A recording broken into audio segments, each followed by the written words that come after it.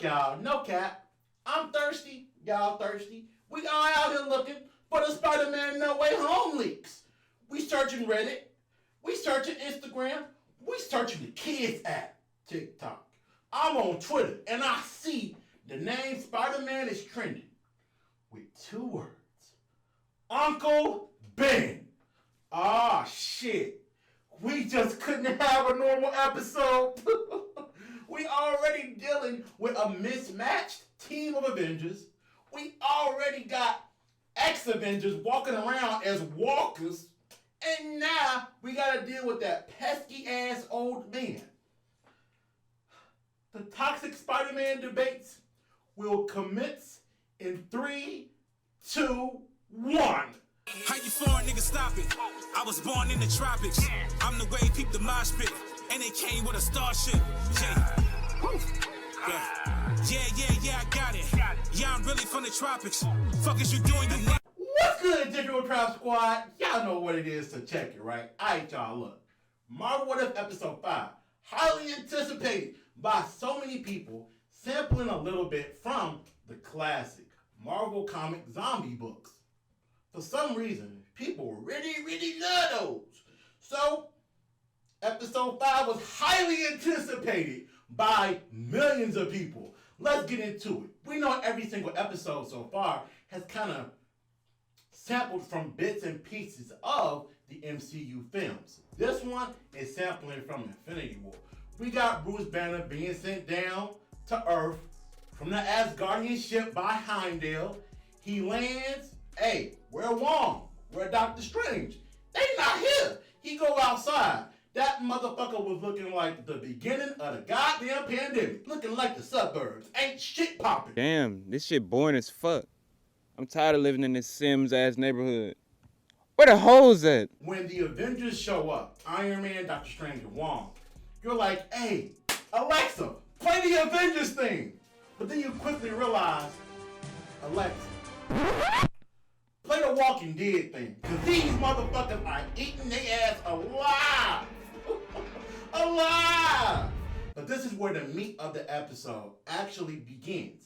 And the cool thing about it was, there's so much tension already in Infinity War with the fate of the universe really being in the balance. So, to make that a zombified event was really cool by the writers. Ultimate creativity. The coolest thing about this episode was that you had a mismatched team of Avengers, right? And it was very cool to see Okoye lead a team of non-Wakandians. You actually really saw how adjustable of a battle commander she was in being able to get the respect of people she hasn't really interacted with much, right? She's only interacted with a few Avengers, people that came over to Wakanda, but here she is interacting with Spider-Man, with Wasp. That was really cool to see. I love that from Okoye. But speaking of Spider-Man, this is where the tone of the episode started jumping. Are we ready to get crazy? And they definitely put some House of Mouse magic on that motherfucker. The tone was jumpy in terms of one moment things would be serious. You got Captain America, the other Avengers being zombified. Then it'll jump where you have Peter Parker that's kind of jokey, kind of playing around. But he's a teenager. So I'm like, okay, I can get at a pass. What I can't give a pass is the combat tone was not as serious as I was hoping it was going to be. When Happy Hogan gets shot by Hawkeye's arrow and is getting dragged away into the darkness, I'm like, oh shit, it is a spooky moment. Freddy versus Jason. What the fuck? He's laughing and giggling. I'm like, fuck, man. Oh my god, hey. This is like Scooby-Doo, Monsters Unleashed. This is some silly shit. I can't actually take this threat serious because the tone was so jumpy. While we're on a topic of tones, let's get into one of the more classic things from the zombie genre. It's always sacrifices, right?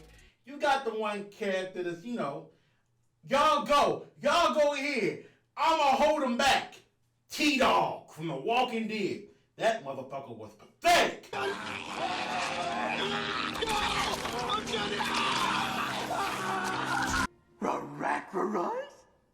Sacrifices. Everybody make choices, and you had that here with Wasp making a sacrifice play. And it was so emotional because of the conversation she previously had with Peter Parker, right? Where Peter Parker kind of gave hope. Come on, man, that's too easy. And when you know about her origin and how much different it is for this side of the MCU, you kind of feel for her on a more deeper level than you ever did in the actual Ant-Man movies, which is both good and bad. Shameful shit. So it kind of made her sacrifice mean so much more. But the sacrifice kind of gets on a back burner because the minute you go inside of this facility where they're trying to find a cure, you find out that Vision is in that motherfucker chilling. I'm an android. They don't want me. Okay, that makes sense. That makes sense. Hold on. Who you got locked up in this closet? We go back there, we see Black Panther's back there. And he's actually been sacrificing heroes to Wanda, who's zombified, right? Because he loves her so much, he doesn't want to put her down. Now, I got a question for y'all. Come on now, we're going to be honest. This is for the men and for the women. This is for everybody. Was Vision simping? Was he simping? My man was simping a little bit. Now, look. I draw the line at money. Come on, I'm broke, baby. I ain't got no money. You want me to commit a crime? I'm calling 911. I'm a square. I'm not with that. But my man's Vision was down bad. Down horrendous. And to think, I ain't trying to be extra, but Vision ain't even got no joint. I mean, this is some shameful shit. And he was simping that bad. He wasn't even getting no zombie head. That's wild. That's wild. But you see him sacrificing people to Wanda. Definitely emotional, definitely twisted, but unfortunately, again, the tone kind of slices that in half because you have the head of Scott Lang that's in this jar, and he's cracking some of the most Sesame Street jokes possible. The most Sanford and Son jokes. You big dummy. He cracking those type of jokes. And I'm like, fuck. The tone again got sliced.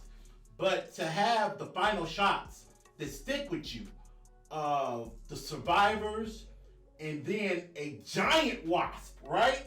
Because she went giant in order to help them get there, who's zombified, was some creepy shit. Imagine seeing a zombified giant. Ooh! That's fucked up. And then a zombified Thanos with the Infinity Gauntlet. That's tough. That's tough. Yo, Marvel What If episode 5 was definitely another good episode. I'm laughing at the people, I'm laughing at y'all who thought that Josh Keaton was going to be voicing Spider-Man again. And you spreaded that all over Twitter, and now you're looking dumb. You're looking real stupid. Anyway, it's been weird, but it's been real. Now, with that being said, please, Toby and Andrew be in Spider-Man No Way Home. Please be in No Way Home. Please be in No Way Home. I might delete my channel if they not. Dead ass. Dead ass. Alright. Get out of here, bitch. When I pull up, she gon' look though. Look at he mad, ain't look bro. She bad as hell, but can't cook though. It don't matter, but you still watching me while I did it for the look though. 100 feet worth of drip, don't drown this fly shit, that's the look though. And look though, I'm the wave, you can look though. I'm something different, I don't think you get it, but I still did it for the look though. Look though, yeah, I did it for the look though.